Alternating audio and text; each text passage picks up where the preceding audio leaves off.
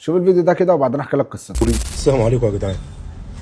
بصوا مبدئيا كده انا مش عايز شفقه من حد، ولا عايز حاجه من حد. انا عايز حد ابن حلال بيتقي ربنا يجي يشاركني في الدكان ده، يا يشتريه بما يرضي الله. عشان كل اللي حواليا اقسم بالله عشان عارفين ان انا مزنوق، اقسم بالله عايزين ياخدوه بما لا يرضي الله. انا عايز حد ابن حلال، يعني انا عارف ان المخرج عند ربنا والله، بس والله العظيم ما عندي. يعني انا بنزل الفيديو ده عشان خلاص دقت بيا جامد قوي، اقسم بالله دقت بيا جامد قوي،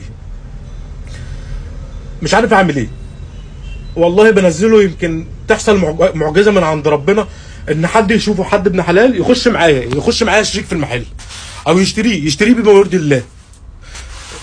المحل عنوانه في اسكندريه في المنظره، شارع النبي مهندس، بجوار فرع اورنج. كنت شغال والحمد لله كان ربنا بيراضيني، وده اللي حصل لي.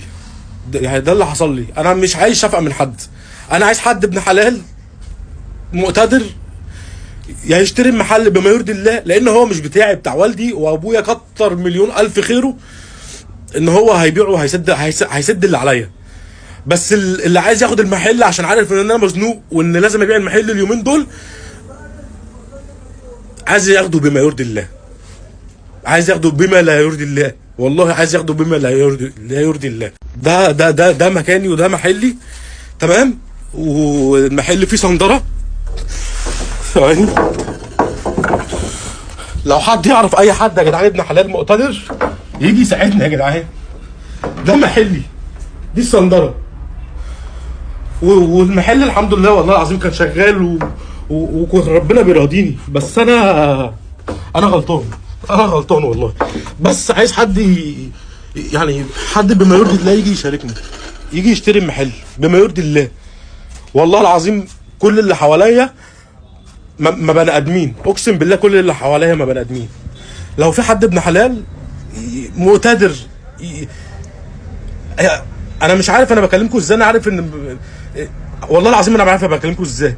ملهاش غير حل واحد، ان يحصل معجزه من عند ربنا ويبعت لي حد ابن حلال النهارده ولا بكره.